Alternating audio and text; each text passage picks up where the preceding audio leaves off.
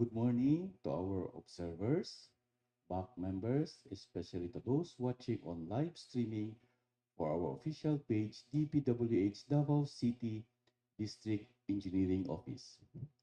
In behalf of our back chairperson, Assistant District Engineer Emilio P. Sucaldito Jr., I, Engineer Perinil B. Palacio, back vice chairperson, will be presiding the pre-bid conference.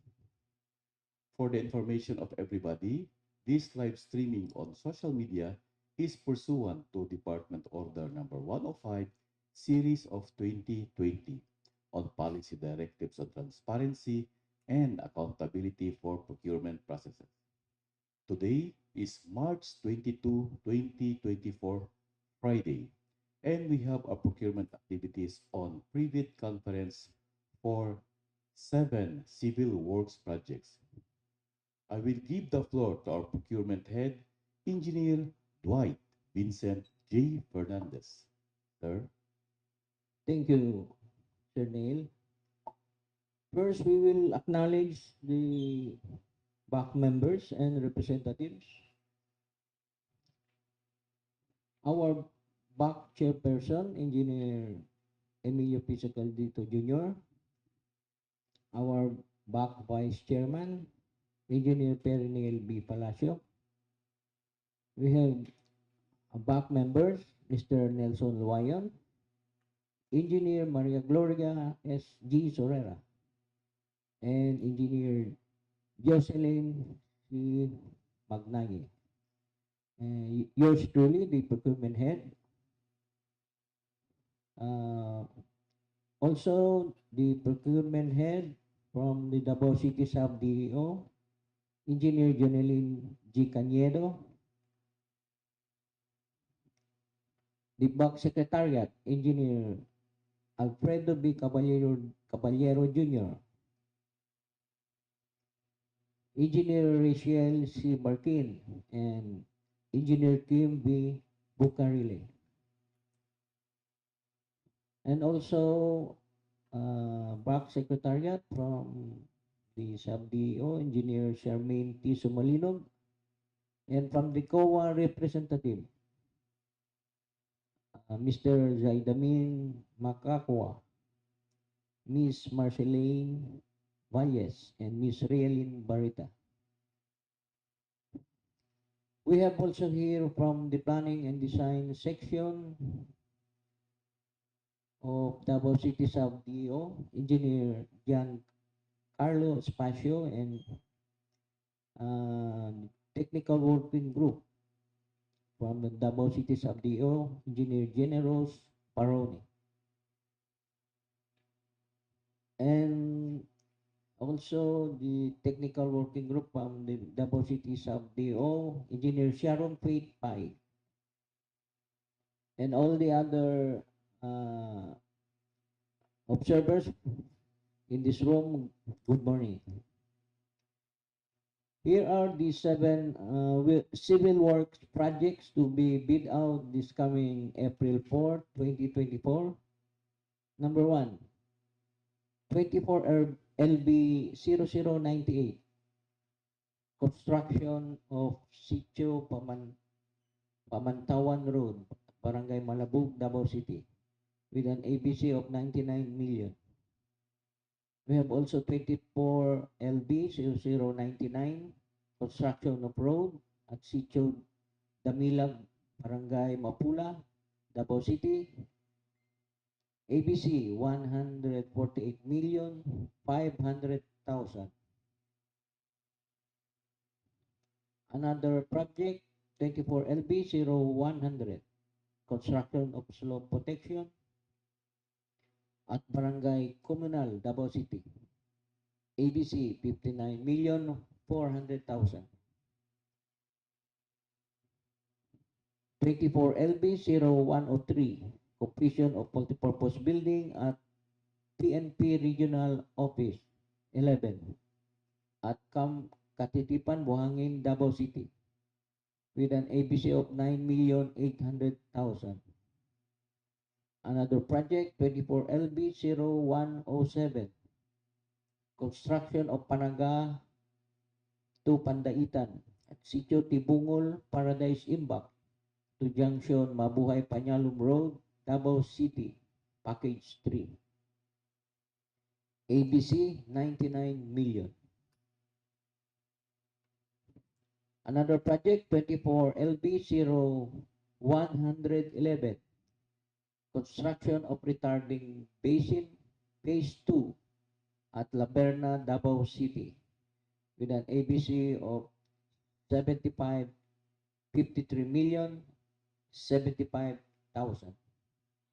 And the last project, 23 LB 0174, construction of multipurpose building, barangay hall at Barangay-Pandaitan, Davao City, with an ABC of 39,600,000. May we now request the representative from the planning and design section to further explain the scope of work of the said project. Sir? Thank you, Sir Dwight. Good morning, everyone. Again, I'm Engineer Giancarlo Espacio from Planning and Design Section, here to present the scope of works of the 7 civil works projects scheduled for April 4 bidding. First project, with a contract ID of 24LB0098, construction of Sitio Pamantawan Road, Barangay Malabog, Davao City, with a project duration of 181 calendar days and an ABC amount of 99 million. The scope of works of the project is construction of road, specifically construction of PCCP, 0.28 meter thick and length of 1.5 kilometers for 2 lanes. Earthworks, pipe culverts with a diameter of 1,520 mm and stone masonry. For the second project, with a contract ID of 24LB0099, the project name of construction of road at Sitio Damilag, Barangay Mapula, Davao City, with a project duration of 205 calendar days and an ABC amount of 148,500,000. Scope of works of the project is construction of roads, specifically construction of PCCP, 0.28 meter thick, with a length of 2 kilometers for 2 lanes. Earthworks and pipe culverts with a diameter of 1,520 mm and stone masonry. Third project, with a contract ID of 24LB0100, with a project name of construction of slope protection, Barangay Communal, Davao City, with a project duration of 216 calendar days and an ABC amount of 59,400,000. Scope of works of the project is construction of flood mitigation structure, specifically construction of reinforced concrete wall, retaining wall, and an area of 1,950 square meters. Included in the scope is earthworks.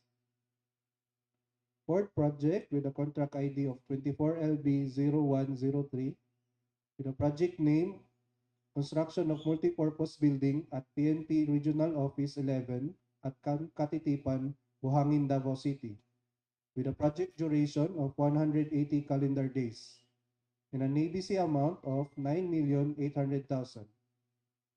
Scope of works of the project is construction of covered court, specifically construction of 6-bay steel frame covered court, provision of basketball hanging goal, painting works, and electrical works. Next project, with contract ID of 24LB0107, the project name of construction of Panaga-Pandaitan, Sitio Tibungol, Paradise Embak, Junction, Mabuhay, Pañalum Road, Davao City, Package 3, with a project duration of 181 calendar days in an ABC amount of 99 million. Scope of works of the project is construction of road, specifically construction of PCCP, 0.28 meter thick and a length of 1.3 kilometers for 2 lanes. Earthworks, pipe culverts, and with diameter of 1,520 mm and stone masonry. Next project, with a contract ID of 24LB0111, The project name of Construction of Retarding Basin, Phase 2, Verna, Davao City, with a project duration of 283 calendar days and an ABC amount of 53,075,000. Scope of works of the project is flood control, specifically earthworks, installation of structural steel pile, construction of fence and railings, and construction of PCCP 0.30 meter thick. And lastly, with a contract ID of 23LB0174, and the project name of Construction of Multipurpose Building, Barangay Hall, Mapula-Pandaitan, Davao City, with a project duration of 270 calendar days and an ABC amount of 39,600,000. Scope of works of the project is construction of multipurpose building, specifically construction of three-story concrete frame building, structural works, architectural works, plumbing, and electrical works. That's all. Thank you. Thank you, Sir Jan. I will now give the floor to our back chairperson for some reminder. Thank you very much, Sir Dwight. Are there any questions, clarifications from our observers and back members and also the live streaming viewers?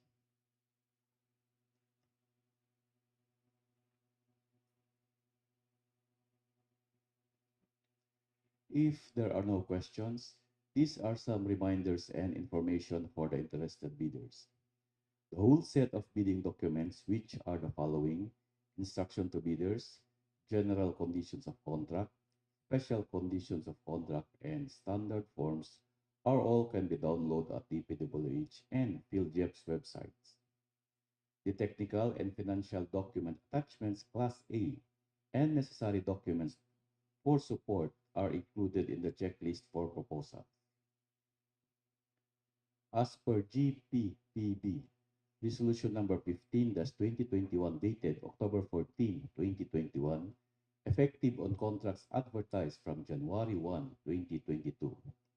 The PhilJEP Certificate of Platinum Registration and Membership to state that for the purpose of updating the PhilJEP Certificate of Platinum Registration and Membership, all Class A eligibility documents attached to the certificate shall remain current and updated, and that failure by the prospective bidder to update its PhilJEP Certificate of Platinum Registration and Membership with the current and updated Class A eligibility documents covered by Section 8.5.2 of the 2016 Revised Implementing Rules and Regulations of Republic Act 9184 shall result in the automatic suspension of the validity of its Certificate of Platinum Registration and Membership until such time that any of the expired Class A eligibility documents has been updated. The submission of the updated Class A eligibility documents to support the non-updated PhilJEP Certificate of Platinum Registration and Membership is no longer acceptable.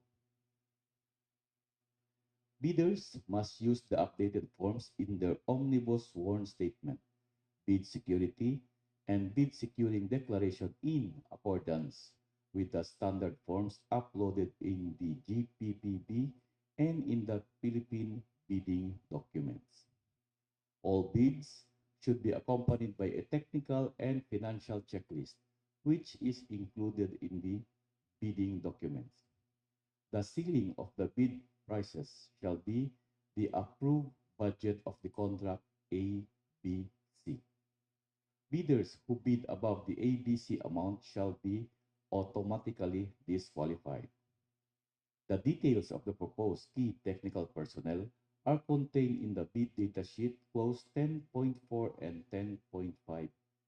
If a proposed key technical personnel and pledge equipment is working on another project at the time of the bidding, the bidder shall submit a certificate that, number one, the personnel equipment will be pulled out from the ongoing project once the bidder is awarded the contract. Number two, will be replaced with another person, equipment with equal or better qualifications as certified by the head of the implementing office. The proposed key technical personnel, equipment, and replacement must be named in the bidding document. The pledged equipment shall be listed complete to include the brand, plate number, engine, chassis with serial numbers, capacity, specific location, and must be ready for inspection during post-qualification stage. The description of an eligible bidder is contained in the Philippine bidding documents, particularly in Section 2, Instruction to Bidders, Clause 5. Bidding will be conducted through open competitive procedures using a non-discretionary pass-fail criterion as specified in the 2016 Revised Implementing Rules and Regulations of Republic Act 9184, Section 30. Detailed evaluation for lowest calculated bid and lowest calculated responsive bid shall be evaluated with the technical working group for recommendation of award. All bids must be accompanied by a bid security in any of the acceptable forms and in the amount stated in Section 2, Instruction to Bidders, Clause 15. Each page of the document shall be signed by the bidder or a duly authorized person. If corporation, a secretary certificate should be attached. The interested bidders should observe the territorial jurisdiction of their notary public in all documents that need notarization. The affiant and the notary public should be within the same city and not beyond the limits of notary public jurisdiction. Submitted documents shall be clear copy printed in A4 size coupon band with proper ear tagging. Bid submission may be done manually or electronically online. However, bidders should only select one mode of submission, either manual or electronic. Similar to manual submission, the guidelines for the preparation and submission of an electronic bid are contained in Bid Data Sheet Clause 22. For manual submission, bid proposals may be submitted through an authorized representative and presentation of two valid identification issued by government institution. Bids must be duly received by the BAC Secretariat at the address stated for manual submission or at electronic bids _ Davao City at dpwh.gov.ph for electronic submission on or before April 4, 2024, Thursday. Bid opening shall be on April 4, 2024, Thursday, after the deadline for the submission of bid at the conference room, third floor, DPWH Davao City DEO through video conferencing or webcasting via YouTube account. DPWH Davao City First DEO Procurement live streaming. Bids will be open in the presence of the bidder's representatives who choose to attend at the mentioned address. The Department of Public Works and Highways, Davao City District Engineering Office, reserves the right to reject any and all bids, declare a failure of bidding, or not award the contract at any time prior to award in accordance with Section 41 of the 2016 Revised Implementing Rules and Regulations of Republic Act 9184 without thereby incurring any liability to the affected bidder or bidders. The observance of the deadline on dropping of the bidding documents will be at 10 o'clock in the morning. Bids received beyond the specified time shall be marked as late bid and shall no longer be open. Observers who wish to acquire any documents related to the bidding may do so by signing a confidentiality agreement as mandated. That's all for the reminders and information. Are there any other concerns from the observers and live streaming viewers? If there are no more concerns, I move to adjourn the pre-bid conference for Civil Works Project. I second the motion. It is seconded by Engineer Caballero. Therefore, the pre-bid conference for Civil Works Projects is adjourned at 10:32 a.m. Thank you very much for coming. Keep safe and God bless.